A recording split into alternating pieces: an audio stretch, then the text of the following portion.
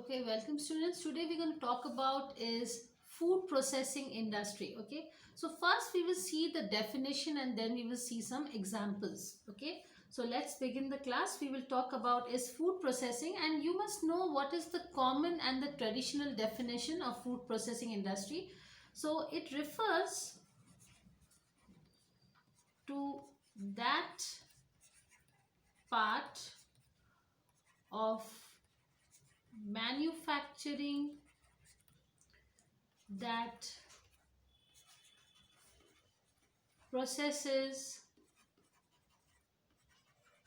raw materials and intermediate products derived from the agriculture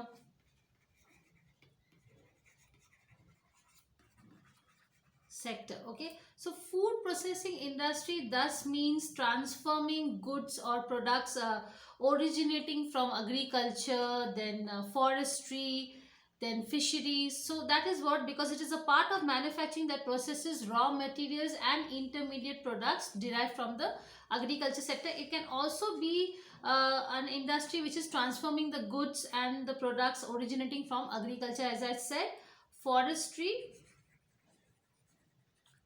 and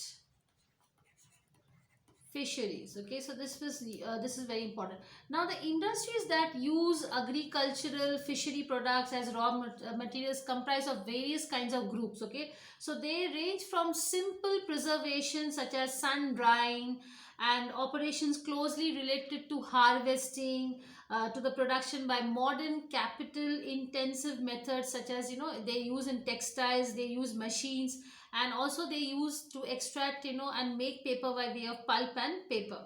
Okay, so what are the UN based classifications? So United Nations has classified the food processing industry. So basically it is classified into manufacture of food, and then we have is beverages, that is water, cold drinks, and also tobacco.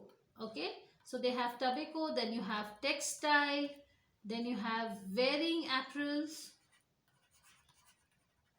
Okay, and then we also have is the leather industry. Okay, and then you also have manufacturing of wood and wood products, including furniture, manufacturing of paper and paper products, printing and publishing, manufacture of rubber products, beverages, and I said as tobacco. Okay, so understanding the channels of transition from one part to another. So food economy and industrial sector have traditionally, been viewed as two separate sectors of the economy. Okay, so they differ both in terms of their characteristics, role in the economic growth, the share in the GDP, the share in the total output, and also in the role of poverty reduction, etc. Okay, so yes, the food processing industry is a very big industry. It can generate employment. Okay, so the food sector or agriculture sector is considered to be a traditional sector of the economy. So agriculture has been considered the hallmark or the most important first stage development. So let us see first. Okay, let me just clear this. Okay, so we will see is the first stage development. Okay, so let us see first, we will understand. Okay, so first is there is an employer, okay, of large number of people. Okay, and then we have there is also low productivity. So productivity is low. Yes, food processing industry involves family labor. Okay, then we also have no mechanical things going on, so low mechanization. Okay, then the supplier of raw materials is from the food industries to the industries. Okay. Yes, and there is low technology, so there is low tech and labor. So it's mostly labor intensive. So labor intensive mode of production.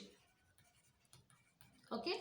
So here the industrial sector is considered to be a modern sector of the economy, and it represents the, the second and the most important stage of development. Okay. So the industrial sector is very important for the growth because it has modern features. So let us see the features of industrial sector. Okay. Yes. So first is, we will see industrial sector has modern features, like the first one is high productivity. Second is it gives high wages compared to the agriculture sector which we saw. Yes, we use a lot of technology, so technological advancement. Okay, it has the highest potential to create employment. So highest potential to create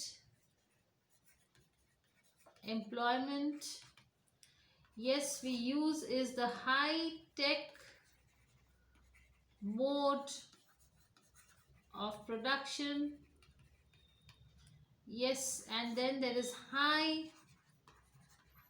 employment elasticity. Okay, so employment is also there, and these are the basic features of the modern industrial sector. So the transition from agriculture to industry should happen, and over the years, with the development of the economy, the traditional agriculture sector becomes less and less productive due to the disguised employment, which I had told you, that more people are being tilling the farm or land where they are not required. Okay, so that is called as disguise, where the employment is not required. Okay, because in a small piece of land only two people are required, whereas in that small piece of land four people are working. So that is called as disguise, because it is like it is not required, and the productivity is only required for two people. Okay, so and at this juncture, the agriculture sector with excess supply of labor will start supplying labor force to the industries and the manufacturing sector. So we have to shift the agriculture base to industrial sector. So the disguised labor employed in the agriculture sector will become more productive in the factories, where they will contribute in increasing the production. Okay, so these disguised employees we require them in the factories. Okay, and at the same time, the remaining labor force in the agriculture sector will also become more and more productive, because the number of people working is equal to the number of people required, and their wages will also increase. Okay, so this is how a standard economy makes transition from low productive agriculture sector to high productive industrial sector. So the degree of this transition and industrialization has taken to be the most important indicator of a country's progress along the development path. Okay, so let us see the new literature on changing and how does it change. Okay, so first, as I said, that the role of agriculture is in the process of development, and it has been changed and revalued from the point of view. Okay, the agriculture sector has become more and more important for harmonious development and stability of an economy. And most importantly, also agriculture itself has become a form of industry. So we have to use agro-based chemicals or products which are coming directly from agriculture. So yes, we have to use a technology, we have to use vertical integration, marketing has to be done, and consumer preferences have evolved, that they want more and more organic things from the agriculture. So agriculture products are shaped by technology of growing complex, because you have to use technology also. Okay, so that is what is happening, is that in this sector there has to be a lot of research and development. Okay, regarding the nutrition, regarding the health and the environment. So the resources in agriculture has also reduced, and because of the increased response to the market forces. Okay, so that is why all are interdependent to each other. Okay, so in the next portion we will talk about is the food processing industry. So let me clear this. Yes, so I will talk about is the food processing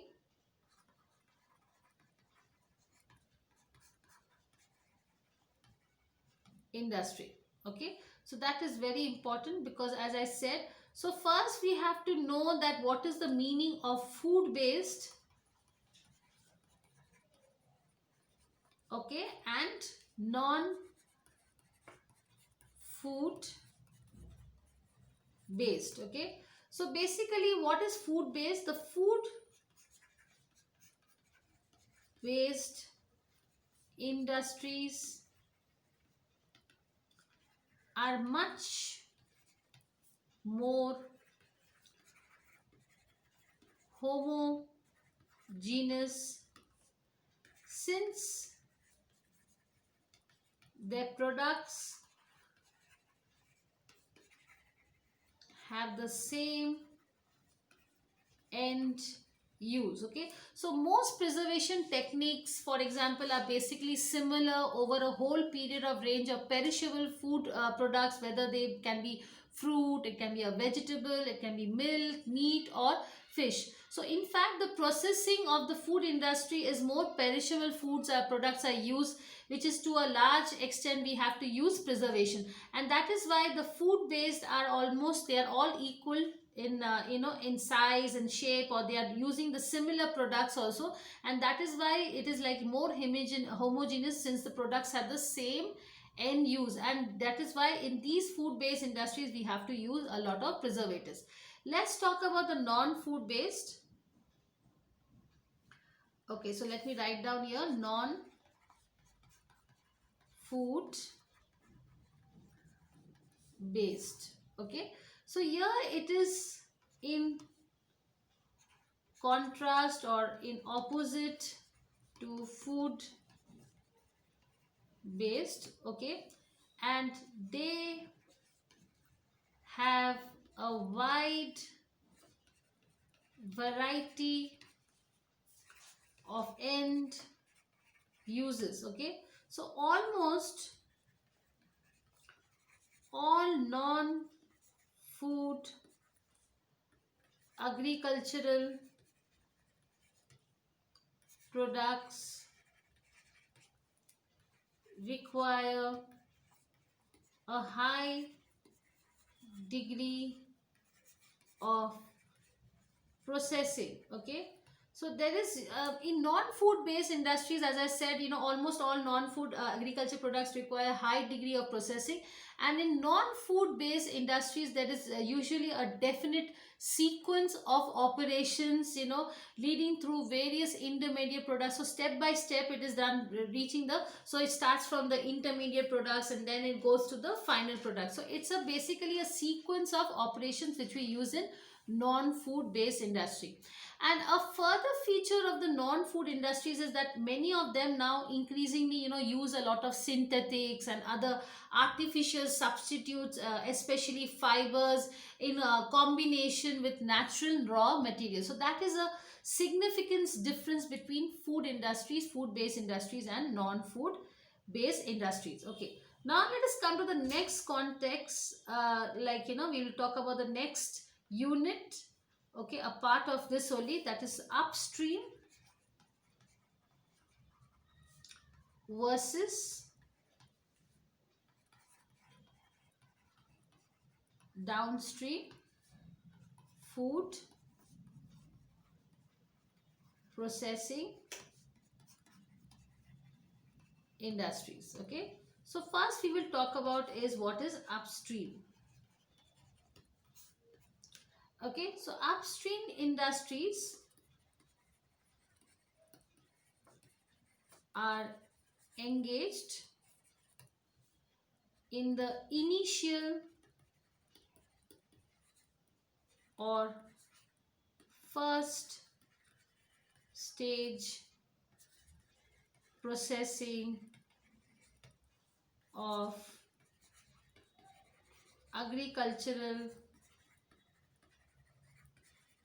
commodities. Okay, so now I'll give you an examples here. Let us see an example like rice, flour milling, leather, tanning, cotton, ginning, which we do with gold, oil pressing,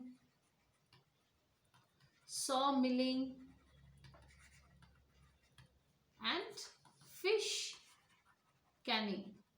So these are the examples of upstream food, processing on upstream processing industries. Okay, so these are called also upstream industries because they are engaged in the initial of or the first stage of processing of agriculture commodities. Like say mustard seeds, through mustard seeds you get mustard oil. So that comes under upstream industries. Let's talk about downstream. Okay, so yes, let me write down here downstream.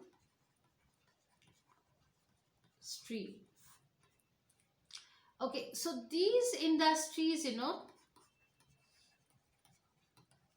they undertake further, or it is the second stage manufacturing operations on intermediate products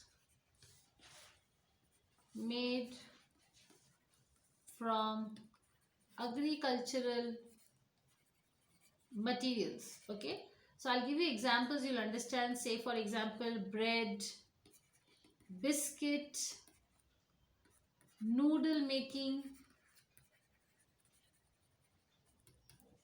textile, spinning from jute, cotton, silk and weaving. Then paper production, so we use the pulp and then we go to the second stage of paper production. So paper production, then clothing and footwear. Okay, then also manufacturing of rubber. Okay, so this is the way the upstream and the downstream is calculated. Okay, so this is now, I think now you have understood the difference between upstream and downstream. Let us see now what is the potential of food processing industries in India. Okay, so my next explanation will be the potential for food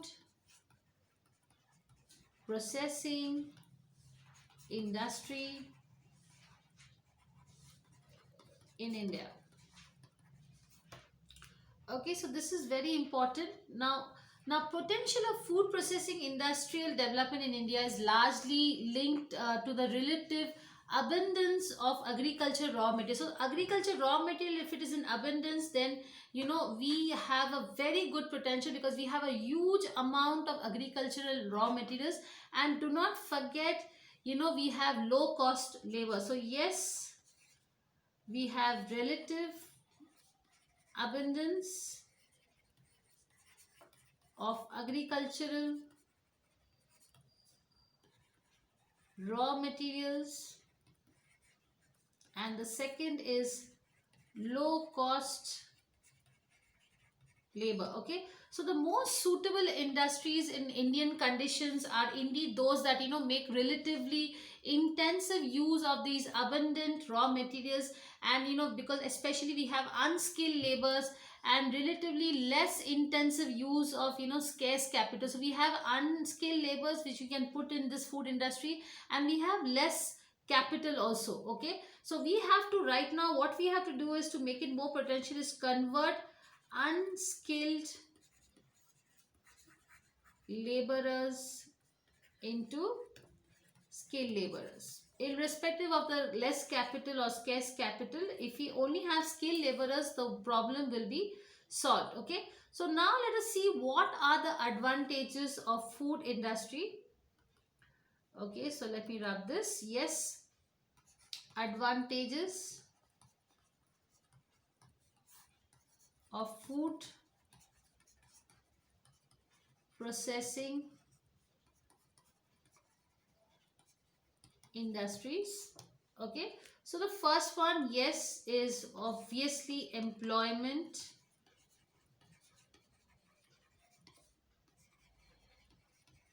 generation.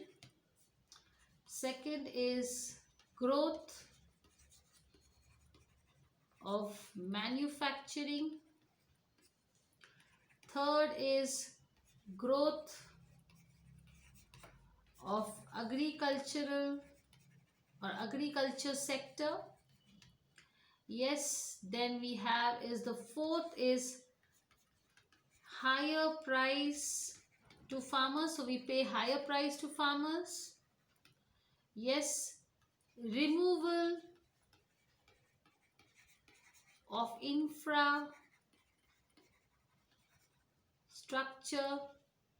Okay, say like especially from villages to processing units, so the roads will also be built because of this. So so whereas there is a they can get established. Okay, and this way the infrastructure will also be developed, because from the villages we have to get the raw materials to the processing units, to the small towns or where the industries are there. So this way what will happen, the infrastructure will also be removed, and there will be a better way of the infrastructure.